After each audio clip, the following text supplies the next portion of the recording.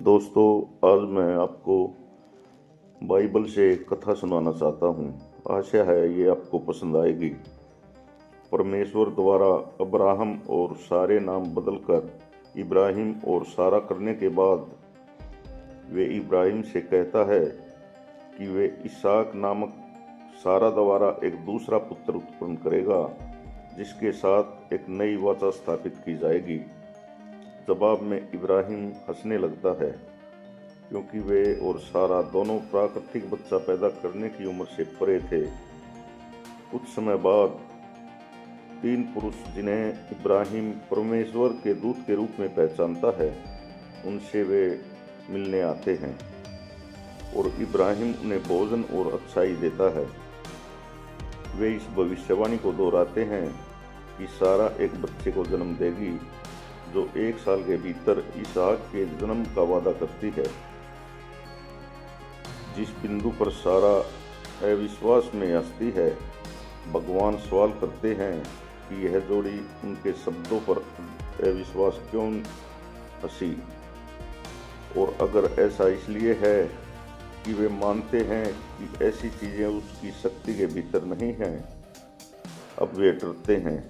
वे परमेश्वर के वचनों पर कभी हंसे जाने का व्यर्थ इनकार करते हैं।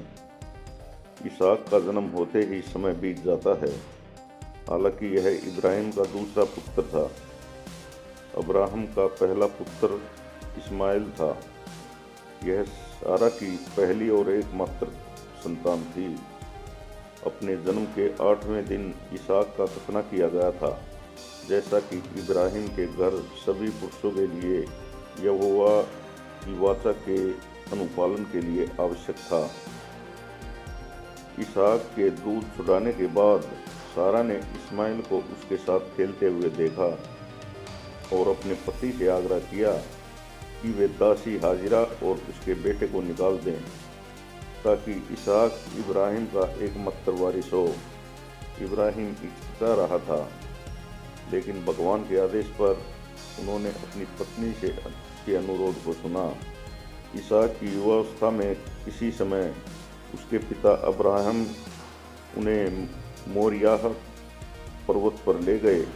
परमेश्वर की आज्ञा पर इब्राहिम की बलि वेदी बनानी थी। उस पर अपने पुत्र इसहाक की बलि देनी थी।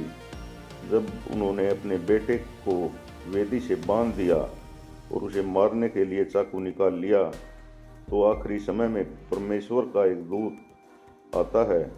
वह इब्राहिम को आगे बढ़ने से रोक देता है।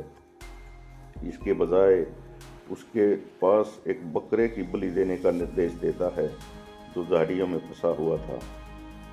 इसहाक के 40 वर्ष का होने से पहले इब्राहिम ने अपने भतीजे बतूएल के परिवार से इसहाक के लिए एक पत्नी खोजने के लिए मेसोपोटामिया में अपने भंडारी एलिएजर को भेजा। एलिएजर ने इसहाक के लिए आरामी रिबका को चुना।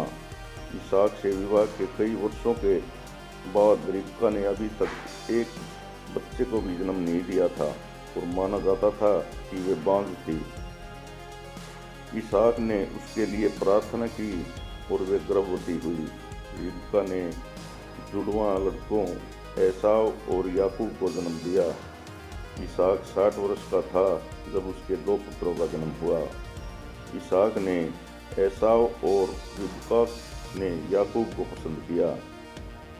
इसहाक के बारे में कथाओं में उसकी रखेलियां होने का उल्लेख नहीं है।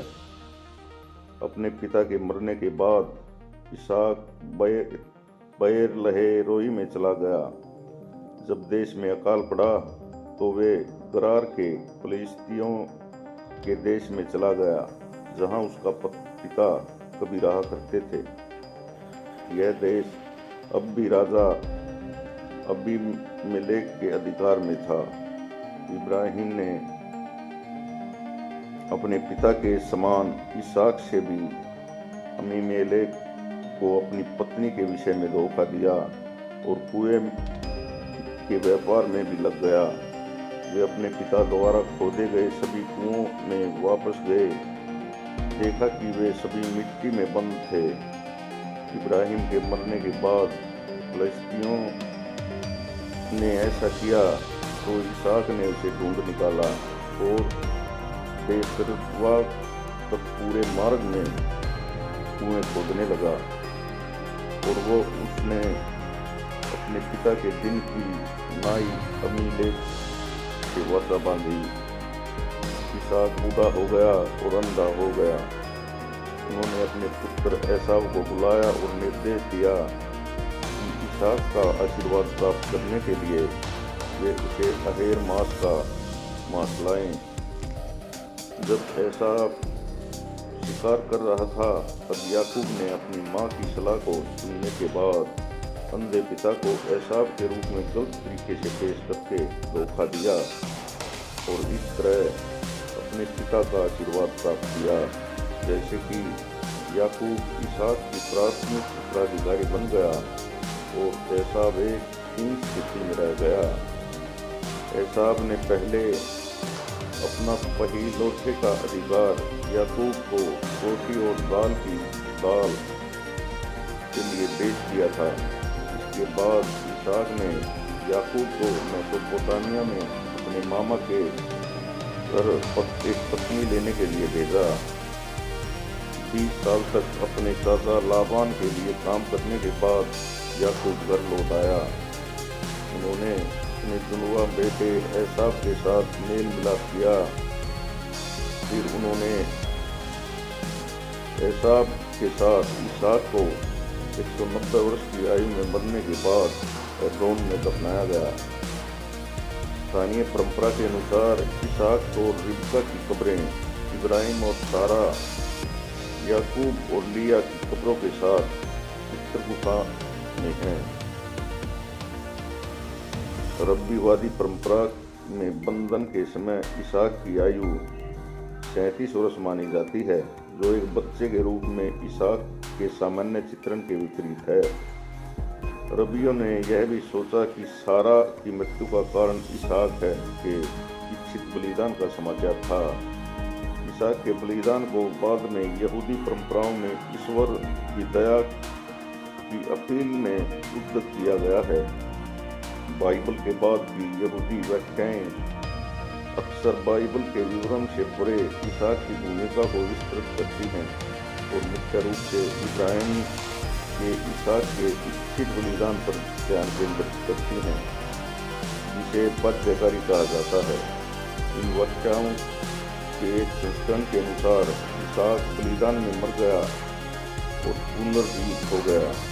आगदा के कई खातों के अनुसार बाइबल के विपरीत यह शैतान है जो इसहाक को भगवान के एजेंट के रूप में बरत रहा है। अपनी मृत्यु की कीमत ईश्वर की आज्ञा का पालन करने की इसहाक की इच्छा कई यहूदियों के लिए एक आदर्श रही है, जिन्होंने यहूदी कानून का उल्लंघन करने के लिए शहादत को प्राथमिकता दी है। यहूदी परंपरा के अनुसार इसहाक ने 2 पैर की प्रार्थना की स्थापना की। यह प्रार्थना उत्पत्ति पर आधारित है। इसहाक शाम के समय मैदान में ध्यान लगाने के लिए निकला था। इसहाक एकमात्र कुलपति था जो अपने पूरे जीवन के दौरान कनान में रहा, और यद्यपि एक बार जब उन्होंने छोड़ने की कोशिश की तो परमेश्वर ने उसे ऐसा करने के लिए कहा। यह थी हमारी कहानी। आपको कैसी लगी? अगर कहानी अच्छी लगी हो तो सब्सक्राइब करें। धन्यवाद।